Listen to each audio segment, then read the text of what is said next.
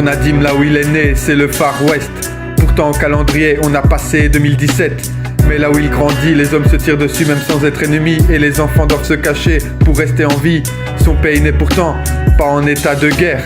Pour lui c'est quotidien, la violence et la misère.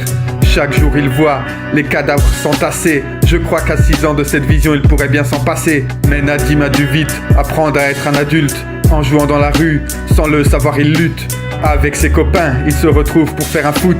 Dans le sol troué, au pied des habitations qui s'effondrent. Unis et innocents, bravant le danger.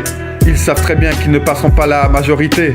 Depuis sa naissance, il a conscience de la réalité. Il a vu le jour sous une étoile cachée par un mortier. Son ciel est gris et rempli de missiles.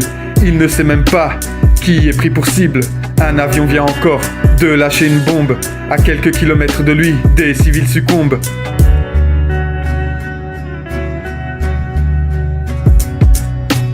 Nadim vit avec la mort constamment.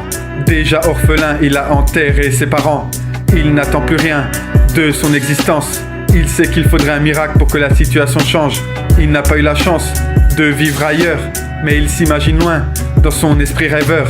Il attend les convois d'aide alimentaire, comme un enfant de son âge attend Noël.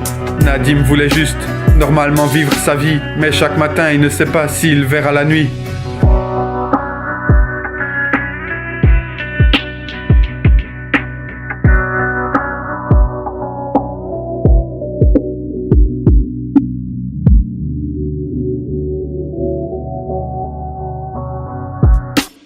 Malheureusement, Nadim n'est pas un cas isolé. Partout sur terre, des petits vivent dans la peur et la pauvreté.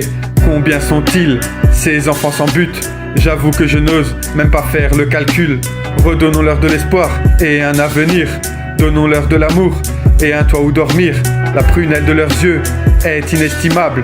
Au lieu d'un bain de sang, offrons-leur un bac à sable. Pour qu'ils ne finissent pas tous comme Nadim, qui à ce jour n'est certainement plus en vie.